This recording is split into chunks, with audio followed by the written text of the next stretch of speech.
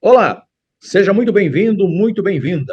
Meu nome é Carlos Alberto Ercolim e sou o presidente executivo da Brasil, Associação de Conselheiros do Brasil. A associação criou este espaço de conselheiros para conselheiros. Sim, pois todos os diretores e conselheiros da Brasil são executivos renomados, com posições em vários conselhos de empresas e associações de classe, e o nosso público é formado por conselheiros e empresas que buscam esses profissionais. Nós temos grupos de discussão e comitês, que abarcam temas específicos ou setoriais. Promovemos também educação continuada, por meio de lives e webinars como este, além de uma newsletter semanal e artigos assinados por nossos associados e autores consagrados. A você que nos assiste e se interessou em se associar, eu te convido a se juntar aos mais de 1.300 seguidores ou clicando no QR Code ao final desse webinar. Agora sim, vamos dar início ao webinar intitulado Diversidade em Conselhos. Para brilhantar o evento, nós trouxemos dois convidados especiais, o Alexson Fernandes e o Sérgio Araújo. Agora, eu passo a palavra ao Sérgio Araújo, presidente do Conselho da Brasil, que vai entrevistar nosso convidado. A você que nos assiste, boa noite e um ótimo webinar. Sérgio, a palavra é sua. Boa noite, Herculin, boa noite, Alexson, boa noite a todos aí que estão nos ouvindo. É com muito prazer que eu recebo aqui para mais um webinar promovido pela Associação de Conselheiros do Brasil.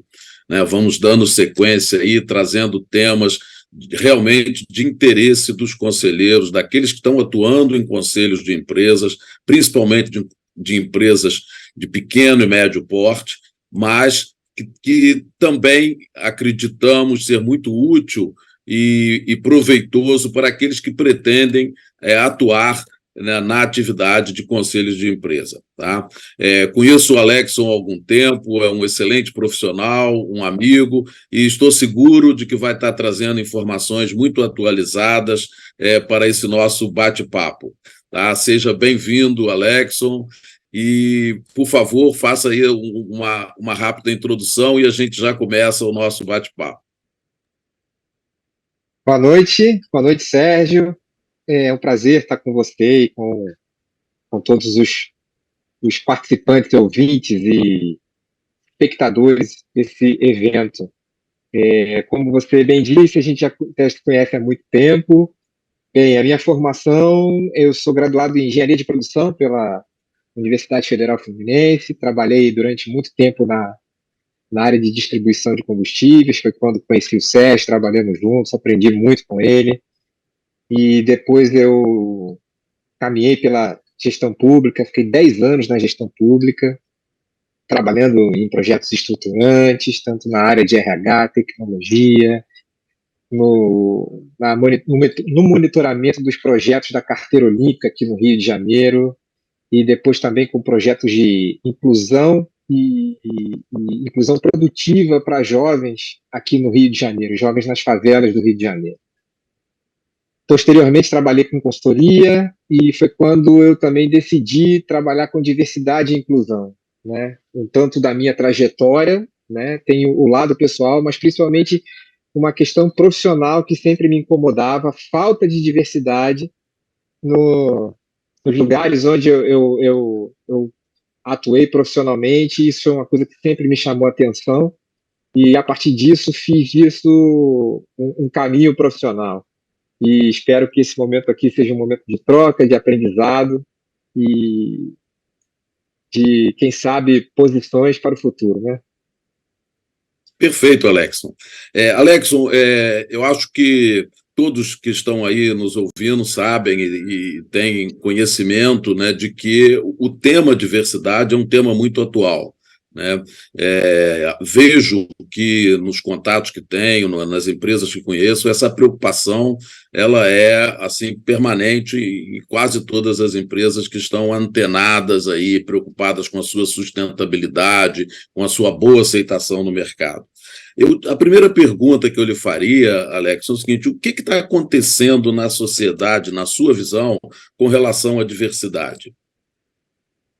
Sérgio, eu gostei muito da sua pergunta falando de sociedade, porque não existe empresa sem sociedade, e elas estão juntas, né? As empresas não estão apartadas da sociedade, as empresas são parte da sociedade. E essa preocupação da sociedade vem de um tempo para cá, principalmente dos anos 70, e efetivamente dos anos 90 para cá, por causa, primeiro, dos movimentos dos direitos civis nos Estados Unidos, né? Principalmente com relação aos negros nos Estados Unidos. Outro evento também, não parece, mas isso tem muito a ver com esses movimentos de diversidade, obviamente o movimento feminista, mas um outro também que é da independência da Índia. Por que a independência da Índia? Na Carta Magna da independência da Índia, né, a primeira Constituição da Índia independente, teve lá um sistema de cotas. Existe um sistema de cotas universitárias. Na Constituição da Índia, isso tem mais de 70 anos. Então, acaba que esses impulsionadores, né, vão fazendo com que a sociedade fique mais atenta a questões relacionadas à diversidade. Outro detalhe também, falando de Brasil, foi o comprometimento do governo brasileiro lá na Conferência de Durban, na África do Sul, que o governo ia promover diversidade. Tudo isso são ingredientes que fazem com que a sociedade vá buscando mais diversidade. As redes sociais são um fenômeno que também são catalisadores dos pedidos por mais diversidade, né? E esse contato através das redes sociais, com as empresas, mais vozes nas redes sociais, e obviamente aqui no Brasil também, falando, já que estamos em novembro, é importante salientar toda a força do trabalho dos movimentos negros no Brasil, né? Então, o Brasil é um país com 56% de pessoas negras, né? E a força de trabalho, segundo o IBGE, é de 54% de negros. Mesmo assim, né, negros são minoria nos cargos de gerência no país. Então, acaba que a sociedade começa a entender que, olha, essa empresa ela não conversa conosco da forma que poderia conversar, ou não tem produtos, ou não tem comerciais, ou a maneira de se comunicar não está tão eficiente, porque faltam profissionais na mesma medida, na mesma proporção que existem profissionais, que existem pessoas na distribuição da população. Ouvindo essa tua resposta, Alexson, um tema um assunto que me preocupa, né, é de que diversidade, assim como a ESG, não fique somente como uma moda, né? Assim, é uma necessidade, vou colocar isso no site da minha empresa, dizer que a gente tem uma diretoria de ESG, e efetivamente a gente não vê as coisas estarem acontecendo como deveria. E tem um detalhe que eu acho que é bastante interessante, acho que você pode esclarecer, até da forma didática como você respondeu a primeira pergunta. Eu te perguntaria o seguinte: qual é a diferença entre uma empresa diversa e uma empresa efetivamente inclusiva? Vamos lá, boa pergunta. Uma empresa diversa, vamos fazer em números, assim, para ser didático, como você falou, e para de fácil entendimento. Vamos supor que eu tenho uma empresa de 1.000 funcionários. E aí eu digo lá, olha, eu tenho 1.000 funcionários, 500 desses funcionários são negros e 500 são mulheres, né? Né, aí vamos pensar assim, olha, ou então eu tenho 500, né, desses 1.000 funcionários, tem 500 mulheres, tenho 400 homens, tenho 500 pessoas negras, tenho aqui 200 pessoas que se declaram homoafetivas, ou tenho aqui um percentual interessante de pessoas com deficiência. Tá, tudo bem. Isso é quantitativo. Aí eu pergunto, quantas dessas pessoas, qual o percentual, por exemplo, nas lideranças, nos cargos de decisão, qual o sentimento de pertencimento que essas pessoas têm nas suas equipes? Elas se sentem à vontade para dar sugestão, se sentem à vontade para serem elas mesmas, né? Isso é ser uma empresa inclusiva. A gente está falando de fazer parte. diretora, a vice-presidente, né, de inclusão da Netflix fala que diversidade é convidar para a festa e inclusão é chamar para dançar, né? E aí eu costumo dizer que equidade é você poder escolher a música, né? Que é justamente poder de decisão, né? É a relação de poder que você tem naquela organização. Então, basicamente, o que a gente está falando é que uma empresa diversa, ela vai ter pessoas né? Vai ser diversa, né? Vai ter pessoas de variadas origens, variadas histórias, orientações sexuais ou gêneros e tudo, raças diferentes. Mas a empresa inclusiva é aquela que dá oportunidade para que a pessoa se sinta parte mesmo, né? Que tenha ali se sinta à vontade para participar, para dar sugestões, para poder buscar uma colocação melhor ali dentro e que seja ouvida, né? Então, aí, já incluindo a equidade, seria diretamente ligada às relações de poder, né? As relações de poder que existem naquela organização. A liderança também é diversa. Se a liderança for diversa, essa empresa ela é inclusiva e equânime. É muito interessante esse teu fechamento na segunda pergunta que eu lhe fiz, né? Porque você citou, por exemplo, a vice-presidente da Netflix na área de diversidade, né? Sem dúvida, ela deve ter uma consciência da importância da diversidade para o bom resultado da sua empresa também, né? Ela tem que estar trazendo produtos, né, e apresentando produtos que atenda a um público diverso, né? Afinal de contas, o negócio dela é vender produtos que tenha a maior amplitude, a maior diversidade, né, de clientes, né? E em algumas empresas, o responsável pela área de ESG ou responsável pela área de diversidade, ele pode acompanhar o dia a dia. No entanto, tem algumas empresas em que a vice-presidente, como você citou, está muito distante do dia a dia. Então, eu acho que é importante também ter que toda empresa, de uma certa forma, compre essa ideia, esse conceito, né? E eu queria que você falasse um pouco disso aí, do papel da liderança, né, nos diversos níveis, para que a diversidade realmente ela seja absorvida pela empresa, faça parte do dia a dia, faça parte da cultura da empresa e que a inclusão aconteça independente das ordens estarem vindo aí, ou do conselho de administração, ou da gestão da elevada gestão. Isso.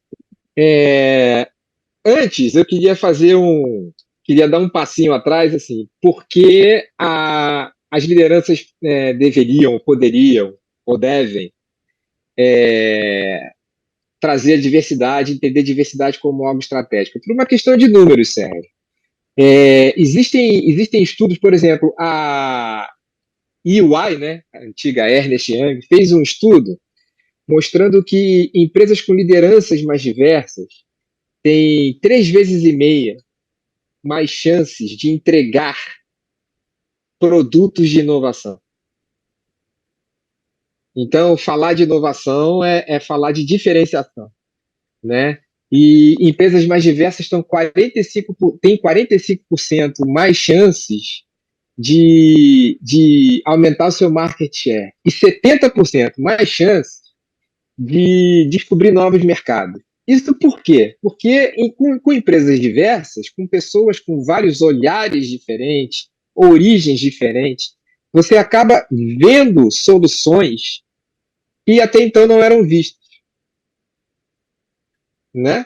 Eu costumo brincar aqui em alguns lugares, assim, que eu vou falar da palestra, consultoria e tudo, eu costumo falar aqui do Rio de Janeiro tem a batata frita de Marechal Hermes, né, que é um negócio que movimenta uma quantidade enorme de pequenos comerciantes ali, por causa de uma batata frita que é vendida na estação de trem, ali ao redor da estação de trem de Marechal Hermes, um bairro aqui do subúrbio do Rio de Janeiro.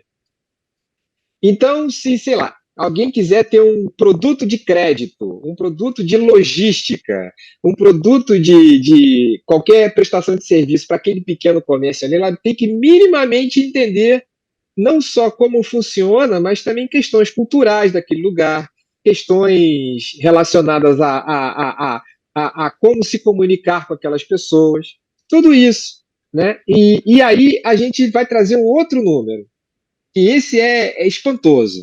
O Instituto Locomotiva fez uma pesquisa, né, e fez um estudo e mostrou que a cada R$ 100 gastos no Brasil, R$ 74 são oriundos de pessoas de grupos minorizados. Ou seja, existe todo um esforço para comunicação que é para falar só com 26%, ou com os R$ 26, né? Imagina o quanto se poderia ganhar se houvesse um esforço de venda, de comunicação, de integração com todas esses outros grupos. Mas que para isso aconteça efetivamente, é necessário que haja diversidade dentro das empresas, para pensar em produto, pensar em comunicação, pensar em processos, pensar em tudo isso, né? Só eu disse isso tudo para chegar e falar por que a liderança precisa comprar e entender diversidade como algo estratégico.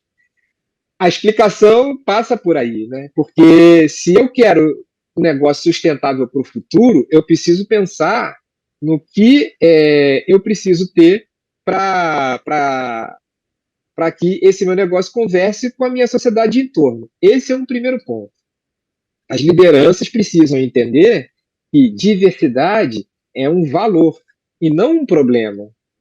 A porta de entrada da diversidade tem que ser a estratégia, ela não tem que ser o compliance, né? Então quando a gente pensa em diversidade, tem que pensar como um valor estratégico de sustentabilidade do negócio. Pronto, falei de estratégia.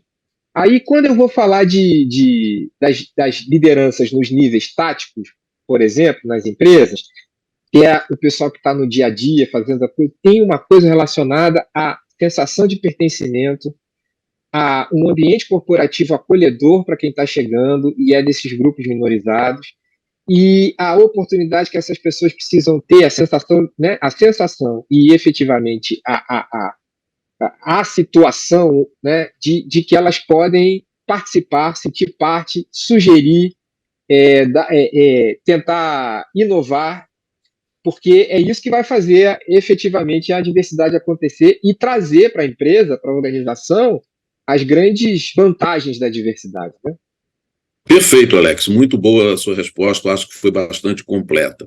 O nosso público aqui, Alexson, né? Você está no nosso bate-papo, o nosso webinar é no âmbito aí da Associação de Conselheiros do Brasil. Então, eu acredito que grande parte daqueles que estão nos ouvindo, que estão participando desse webinar, ou são conselheiros ou pretendem ser conselheiros, né? Espero que até alguns dos que estão nos ouvindo aqui hoje acessem aí o QR Code e entrem para a nossa associação, né? A nossa associação está recebendo aí profissionais o mais diversos possíveis. Aí já temos um grupo bastante eclético, bastante diversificado, né? Utilizando aí o tema do nosso bate-papo. Mas, como está dizendo, o público nosso é um público de atuação em conselhos. E a pergunta que eu faço para você é o seguinte: na prática, como os conselhos, como os conselheiros podem ou devem olhar para a diversidade? E, em complemento a isso, ou seja, esse conselho teu para os conselheiros de como olhar para a diversidade, você falar um pouco também, pela tua experiência, pelo que você tem pesquisado, e sei que você tem feito bastante pesquisas nessa área, né? Quais são os riscos de uma empresa, né? Que risco elas podem correr caso não tenham a diversidade como um valor, como você falou, né? A diversidade é um valor, né? Uma empresa que hoje não tem a diversidade como valor, a gente tem informações aí de que os bancos, né, já estão olhando, na hora que alguém vai lá pedir um financiamento, já pede o relatório de sustentabilidade para verificar até que ponto essa empresa é diversa, né? Algumas empresas estão olhando toda a sua cadeia, né, de suprimento, não só a montante como a jusante também, para ver se de fato quer continuar tendo relacionamento com empresas que não estão olhando para esse valor que é a diversidade. Então, as duas coisas que eu queria lhe pedir para, vamos dizer assim, fechar esse nosso webinar seria esse. Primeiro, que conselho você dá, como deve um conselheiro olhar, né, e atuar olhando para a diversidade, e quais são os riscos daquelas empresas que não estão tratando a diversidade como um valor? Pois bem, um conselheiro, os conselhos, eles têm uma característica que é muito interessante. Eu costumo dizer o seguinte, né? Todo projeto, toda mudança, né, e às vezes as mudanças levam tempo, elas precisam de, né, quem contrate essa mudança e quem patrocine, são coisas diferentes, contratar e patrocinar. O conselho, os conselheiros, eles têm um poder de patrocinar mudanças e exigir mudanças. Né? E como isso se dá? Os conselhos, eles têm uma coisa de oxigenar a empresa, porque eles trazem o que está acontecendo do lado de fora. Existem até conselheiros que fazem parte de conselhos de empresas diferentes, né? Então, existe a chance de fazer benchmark, tem a chance de fazer assim, até mesmo uma confrontação do que está acontecendo. E o que é interessante nisso é que os conselheiros podem, né, exigir e comprar. Vamos lá, gente, vamos fazer. Né? É necessário fazer, porque a sociedade, ela hoje exige e ela olha para as empresas de forma diferente. Isso não é só mais uma questão de a propaganda aparecer alguém e a pessoa lá do outro lado se sentir confortável. Aí trazendo mais um número aqui, 80% dos brasileiros acham que diversidade racial, né, é um papel das grandes empresas. Olha que coisa interessante. E 87% dos brasileiros preferem empresas que tenham algum tipo de ação relacionada à diversidade racial. E talvez esses números não estejam claros para os gestores, para os conselheiros, né? Mas é essa a realidade da sociedade brasileira. Que, ao mesmo tempo, ela tem várias questões relacionadas ao racismo, é uma sociedade que não entende muito bem como se dá o racismo, mas ela percebe que empresas que são engajadas efetivamente, elas são empresas que têm valores mais parecidos com os dela. Né? Esse é um ponto. Né? Os conselheiros e os conselhos, por consequência, devem estar atentos a isso, ao que a sociedade está apontando e efetivamente exigir mudanças nas organizações. Os conselhos podem fazer isso. Né? É uma característica dos conselhos. Com relação ao risco, ou aos riscos, eu vou trazer também, de novo, ainda sobre os conselhos, uma coisa. Um número que eu acho muito interessante é o seguinte. Foi feito pela Russell Reynolds, que é uma consultoria lá nos Estados Unidos, um trabalho muito interessante, que o título é assim, Ações para o futuro, para sustentabilidade, ações para um futuro mais sustentável das empresas. Olha isso. E numa pesquisa que eles fizeram, eles falaram que os C-suite, né, os profissionais C-suite, eles admitem, 63% deles admitem que eles preferem trabalhar com pessoas parecidas com eles. Isso é influência dos vieses, né? E é algo muito perigoso. Então, os conselheiros podem ajudar a combater nos vieses, até, né, tentando... Sem dúvida. Né, os conselhos podem ser mais diversos, dando exemplo para os executivos também, né? E eles também admitem, 62%, são números próximos, 62% admitem que certas etnias têm mais facilidade para serem promovidos. Consequentemente, outras etnias têm mais dificuldade para conseguir ascensão na carreira. Então, são números muito, muito contundentes, né? E aí, com relação aos riscos a gente tem que pensar no seguinte: a geração Z. Geração Z, hoje nós vivemos com 3 gerações. É a geração mais influente, a geração Z, que é uma geração de gente que é adolescente e gente que são jovens profissionais. E a partir disso, a gente tem um direcionamento para o futuro e um alerta para quem ainda está aqui, que é o seguinte: 56% dos profissionais da geração Z não trabalhariam em empresas que não tivessem uma liderança diversa. 32% desses profissionais já dizem que não estão satisfeitos com as ações de diversidade que tem nas empresas dele. Qual é o risco para a empresa no primeiro momento? De não ter bons profissionais para o futuro. De profissionais se recusarem a mudar de emprego ou participar de um processo seletivo, porque aquela empresa ela não tem a diversidade como valor. Né? O segundo risco é o risco de imagem. Por quê? Porque empresas que não conversam bem com o seu entorno. Você falou de ESG, falou de cadeia. Essa cadeia, quando a gente fala de ESG, as pessoas acham logo carbono zero, a pegada ecológica. Tem isso também, mas tem uma questão social e de governança. E na governança temos transparência. Né? Se as empresas não atentarem para diversidade, equidade e inclusão em todas essas disciplinas de ESG, vai ter um risco de imagem. E muitas vezes até um risco legal. Né? Eu acho que o mercado já percebe isso, né, Alexson, né? Já consegue ter uma diferenciação, já consegue fazer um ranking daquelas empresas que estão mais preocupadas com a questão da diversidade, né? E assim, uma diversidade de uma forma mais ampla possível, né? Sim, realmente, sim. Eu acredito, Alexson, que você trouxe aqui para nós, da Associação dos Conselheiros do Brasil, informações muito importantes, dados bastante importantes.